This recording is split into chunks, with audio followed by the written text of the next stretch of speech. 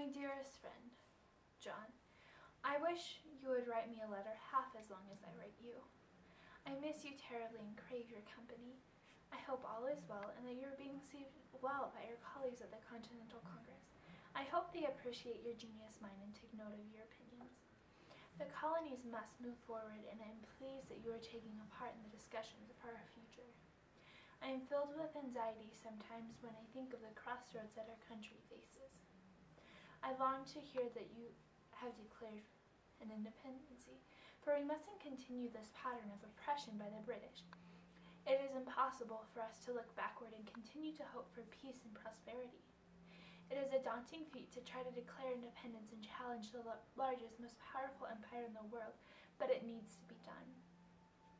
These are volatile times we live in. We can't continue this pattern with these intolerable acts and the British trying to tax us out. With their policies now, if any of you at the Continental Congress are caught, they might try to charge you for treason and send you over to England for trial. I am proud to hear of your outspokenness of pleading for independency, but please do remember your manners and not totally write off your fellow delegates. The British military are increasing their appearance and forces in Boston. Their presence is felt by all, although they're not welcome. The violence that they have threatened and created in Boston makes me very uneasy. Unfortunately, the skirmishes at Lexington and Concord, I think, were more of what is yet to come. Although they do frighten me, I think it is what our future holds in order for the colonies to be independent. When independence is declared, war is inevitable. I doubt Great Britain will take declaration lightly and give us our rights. I pray for wisdom. And by the way, in the new code of laws, which I suppose it will be necessary for you to make, I desire you to remember the ladies and be more generous and favorable to them than your ancestors. Do not put such unlimited power into the hands of the husbands. Remember, all men would be tyrants if they could. If particular care and attention is not paid to the ladies, we are determined to foment a rebellion and will not hold ourselves bound by any laws in which we have no voice or no representation. It is important for women to see men and help run the household, or run it entirely as I have done while you were out. It is important for men to see women and make sure they have an equal voice.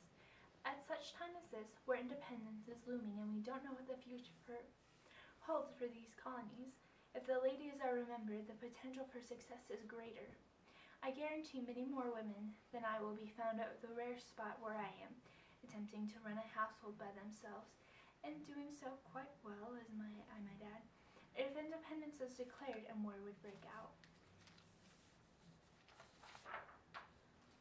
As for your reservations of whether or not to write the Declaration of Independence, I hope the question is whether or not to do it, but whether who is to be the author.